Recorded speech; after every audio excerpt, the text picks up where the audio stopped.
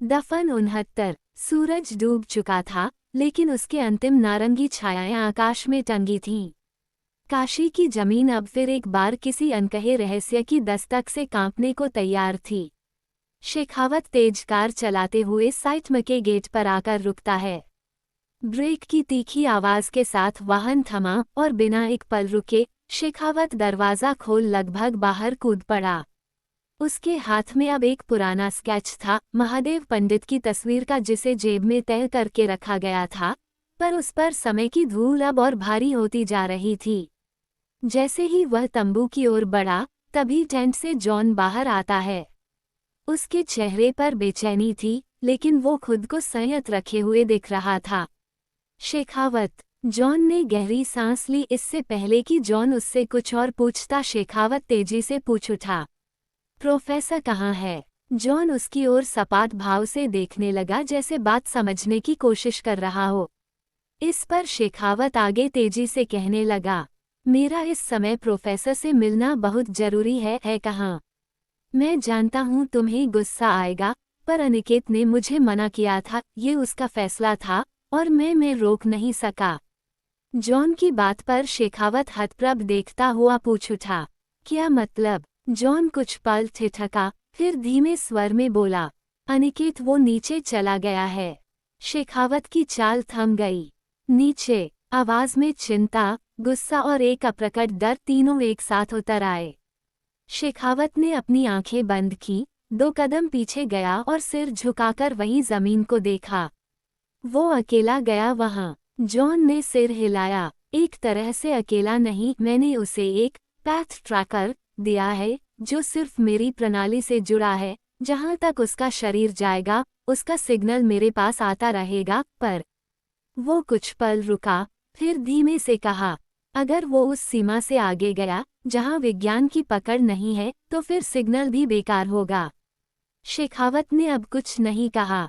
उसने बस अपनी जेब से महादेव पंडित की तस्वीर निकाली।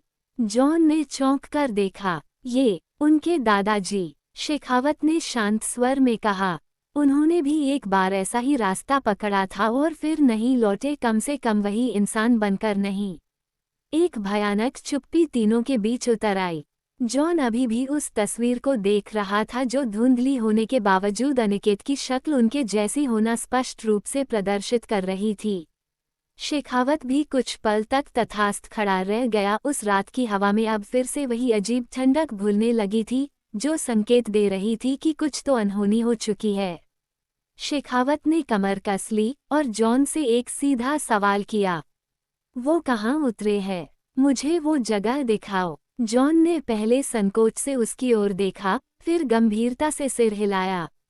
आओ। वे दोनों चल पड़े, उस खोखले गड्ढे की ओर जहां से कोई अब तक लौटा नहीं। जैसे ही वे पहुंचे, जमीन में अब भी ताज़ा धंसी मिट्टी थी। गहराई में उतरती काली सुरंग की दीवारें ठंडी थीं, जैसे किसी मृत इतिहास की सांसें अब भी इन दीवारों में कैद हों। जॉन और शेखावत दोनों ने अपने हाथों में टॉर्च की रोशनी आगे बढ़ाई। नीचे उतरते उतरते हवा अब और भारी होती जा रही थी। एक अजीब नमी, एक सूक्ष्म सी भनभनाहट, जैसे हवा कोई कहानी कह रही हो, लेकिन इतनी पुरानी कि समझना मुश्किल हो। गुप्त तहखाने की ओर उतरते हुए जॉन और शेखावत की सांसें धीरे धीरे भारी होती जा रही थीं। चारों ओर फैलती अजीब सी ठंडक, एक सन्नाटा जो कानों को चीरता चला जा रहा था, और नीचे उतरती सीढ़ियां जो जैसे किसी दुनिया से परे की ओर ले जा रही थीं। शेखावत ने टॉर्च आगे बढ़ाते हुए फुसफुसाया, तुम्हें भी महसूस हो रहा है न जॉन? ये सिर्फ अंधेरा नहीं है, ये कुछ और है। जॉन, जो हमेशा तकनीक और विज्ञान में विश्वास करता था, अब खुद अपने कपकपाते हाथों में थर्मल सेंसर लिए सहम रहा था। यहाँ ग्रेविटी भी जैसे कुछ अलग लग रही है और तापमान लगातार गिरता जा रहा है। नीचे उतरते उतरते उन्होंने देखा कि दीवारों पर कुछ अजीब आकृतियां उभरने लगी थीं। कुछ प्राचीन चित्र, जो समय के साथ धुंधले हो चुके थे, पर अब जैसे उन्हें देखकर जाग उठे हों। हर कदम पर मिट्टी की सरसराहट और टॉर्च की रोशनी के बीच अचानक शेखावत रुक गया। रुको, सुनो, ये क्या आवाज है? एक धीमा, बहुत धीमा सा कंपन, जैसे जमीन खुद सांस ले रही हो। जॉन ने तुरंत हथेली फैलाकर इशारा किया, शांत रहो, कोई हरकत मत करना। दोनों अब लगभग सांसें थामे आगे बढ़ रहे थे। जैसे ही वे गुफा की अंतिम गहराई में पहुंचे, टॉर्च की रोशनी एक जगह पर थम गई। जॉन, टॉर्च नीचे रखो, शेखावत ने धीरे से कहा, लेकिन उसकी आवाज में एक कंपन था।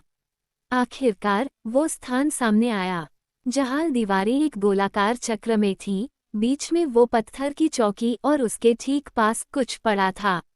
जॉन ने रोशनी जमीन की ओर घुमाई और वहां तभी कुछ ऐसा उन दोनों देखा कि अगले ही पल उनकी सांस जैसे थम गई। मिट्टी और पत्थरों के बीच अनिकेत का शरीर पड़ा था। शेखावत की टॉर्च का प्रकाश जैसे ही उस शरीर पर पड़ा, उसकी आंखें एक पल को चौंधिया गईं। अनिकेत! वो चीखते हुए आगे दौड़ा। जॉन भी पीछे भागा। पत्थर के बीचों बीच, उस भयंकर सन्नाटे और कंपन के बीच, अनिकेत का शरीर निस्तेज पड़ा था। उसका शरीर एक चट्टान के पास था, उसकी हथेली जमीन की ओर उल्टी और उंगलियां जैसे कुछ लिखना चाहती थीं। उसका चेहरा शांत पर बेहद पीला, उसके होंठ सूख चुके थे, आंखें बंद थीं और शरीर ठंडा। शेखावत घुटनों के बल झुका। प्रोफेसर! उसने उसका कंधा पकड़ा और हिलाया, लेकिन कोई जवाब नहीं। जॉन दौड़ता हुआ पास आया और फौरन अपने बैग से एक वाइटल मॉनिटर डिवाइस निकालकर अनिकेत की उंगली से जोड़ दिया। बीप बीप बीप, कुछ धीमे लेकिन स्पष्ट। जॉन ने गहरी सांस ली। शेखावत, वो जिंदा है। जॉन से एक एक शब्द यूं कहा जैसे आत्मा निचोड़ कर कहा हो। फिर जॉन ने झुककर उसकी नब्ज देखी। सांस चल रही है, बहुत धीमी है। शेखावत ने फौरन उसकी नब्ज पकड़ी। धीमी लेकिन चल रही थी। वो बोल नहीं सकता, सुन भी नहीं रहा, लेकिन सांसें चल रही हैं। जॉन अब चौकन्ना हो गया। ये ठीक वैसी ही स्थिति है जैसी माहिरा की थी। शेखावत, वह भी कोमा में थी जब वह हमें मिली थी, और अब अनिकेत। शेखावत ने गुस्से और चिंता में घूरते हुए चारों ओर देखा। यहाँ कुछ हुआ है, ये जगह उसके साथ कुछ कर चुकी है। शेखावत की आंखों में आक्रोश और पीड़ा दोनों एक साथ उभरे। उसने अनिकेत की बंद आंखों को देखा, जैसे वह कुछ कह रहा हो, लेकिन शब्दों की जगह अब बस खामोशी थी। इसका मतलब, शेखावत धीमे स्वर में बुदबुदाया, नीचे कोई शक्ति है जो इन्हें अपने कब्जे में ले रही है, न मारती है, न जिंदा रखती है, बस एक नींद जो टूटी तो कुछ और टूटेगा। धीरे धीरे दीवारों से एक अजीब सी नमी टपकने लगी। हवा में जैसे एक धीमा सा कानाफूसी भरा मंत्र तैरने लगा था। जॉन ने कांपते स्वर में कहा, हमें अनिकेत को जल्दी से ऊपर ले जाना होगा, अगर एक पल की भी देर हुई तो। शेखावत, जिसने बहुत कुछ देखा था अपनी नौकरी में, पहली बार इतना असहाय महसूस कर रहा था। उसने झुककर अनिकेत को अपने कंधे पर उठाया। तहखाने की दीवारें अब जैसे उन्हें देख रही थीं, पीछे से फिर वही कंपन, वही हल्की सरसराहट। पर अब उनके पास डरने का समय नहीं था। शेखावत और जॉन मिलकर अनिकेत को लेकर बाहर की ओर भागने लगे, और उनके पीछे एक लंबी छाया अब भी दीवारों से उतरकर उन्हें घूर रही थी। अब क्या अनिकेत बचेगा? क्या उस गहराई में उसकी आत्मा का कोई हिस्सा अब भी अटका है? और क्या ये रहस्य सिर्फ इतिहास का हिस्सा है या किसी भविष्य की चेतावनी? अगला भाग जल्द आए। कहानी आगे जारी रहेगी। कहानी पसंद आने पर लाइक करें, सब्सक्राइब करें और अपने मित्रों से साझा करना न भूलें। धन्यवाद।